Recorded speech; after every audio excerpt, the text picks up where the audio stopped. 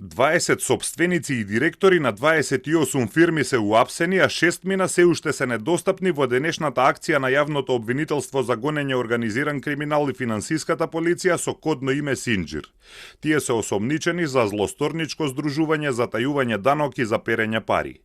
Тие се сомничат дека основале или преземале фирми преку кои изготвувале лажни фактури за да избегнат плаќање ДДВ.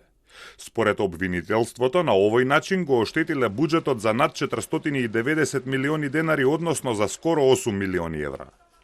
За 13 осомничени е побаран притвор, за еден домашен притвор, а за останатите 12 други мерки за предпазливост, како одземање пасош, забрана на напуштање на живеалиштето и забрана за контакти со одредени луѓе.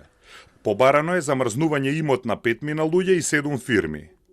Тројца неготинци се осомничени дека ја создале криминалната група во 2019-та, а потоа им се приклучиле и други осомничени.